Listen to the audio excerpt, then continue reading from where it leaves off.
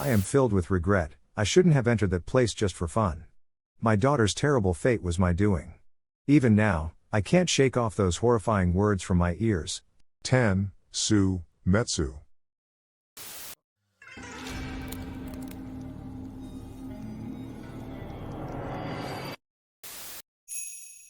I took my daughter for a drive. We cruised down an unremarkable mountain road and stopped at a drive-in for a meal. Then, I decided to scare my daughter by turning onto an unpaved side road. Her protests only amused me, so I kept driving further and further in. Suddenly, the engine died. We were in the middle of nowhere, with no cell phone reception and no knowledge of car mechanics. We were lost, with no idea how long it would take to walk back to the drive-in where we had eaten earlier. With no other options, we decided to spend the night in the car and hike to the drive-in the next morning. As I kept warm inside the car, the sun set and darkness fell over the mountains. The silence of the night was eerie. There were no sounds except for the occasional rustling of leaves when the wind blew. As time passed and my daughter dozed off in the passenger seat, I closed my eyes and tried to sleep. But then I heard something. Even now, the memory sends shivers down my spine. It was a voice or a sound, I couldn't tell. It repeated the same phrase over and over again. Ten, or Ken? Su, Metsu. At first, I tried to convince myself that it was a misunderstanding and kept my eyes closed. But I felt the sound getting closer and closer, until I couldn't take it anymore and opened my eyes. Suddenly, I saw a white, featureless figure moving erratically towards the car. It looked like a headless silhouette of Jamila from Ultraman, with a single leg visible. It was flailing its arms wildly and shaking its body as it approached. I was terrified and felt like screaming, but I couldn't move or make a sound, as I didn't want to wake up my sleeping daughter who was next to me. The figure kept getting closer and closer to the car, but then it seemed to pass by without incident. All the while, I could hear a chilling whisper that sounded like, 10.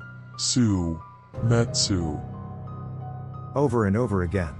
As the sound faded away, I breathed a sigh of relief and turned to face my daughter, only to see the figure grinning outside the passenger window. I had thought it was headless, but now I could see a face on its chest, a face so terrifying that I wanted to erase it from my memory forever. I was no longer just scared. I was filled with anger at the figure for approaching my daughter. I screamed, "You bastard!" And in an instant, it vanished into thin air. My daughter, jolted awake by my outburst, started murmuring something unintelligible repeatedly, like, I put it in, I put it in, I put it in. Feeling uneasy, I tried starting the engine as a last-ditch effort to get out of there. And it worked. I rushed back the way I came. My daughter was still murmuring next to me. I drove as fast as I could to get to a place with people. Finally, I saw the lights of the town and felt a bit relieved. But my daughter's murmurs had changed from "we made it," I put it in, to 10, Su, Metsu. Without me even noticing. And her face didn't even look like my daughter's anymore. I couldn't take her home like this. So, I ran into the temple that caught my eye. It was late at night, but the living quarters next to the temple seemed to have lights on. I dragged my daughter and rang the doorbell. As soon as the supposed priest saw my daughter, he looked at me and said, "What did you do?" He looked disappointed and started to hit her shoulders and back while chanting. He said it might not do any good, but he was trying to drive away the Yamanoke that had possessed my daughter. The priest invited us to stay the night. Since I was worried about my daughter, I agreed. According to him, if the possession continued after 49 days, she would never return to sanity again. The priest promised to take care of her and do his best to exorcise the Yamanoke. I called my wife and told her what happened.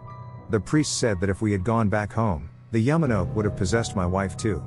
The Yamanoke apparently possessed women, and until it was completely removed, my wife wouldn't be able to see my daughter.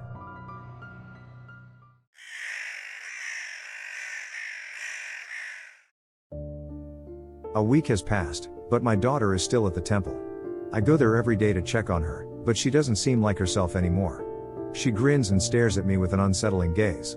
I just want her to go back to her old self. Don't enter the mountains for fun.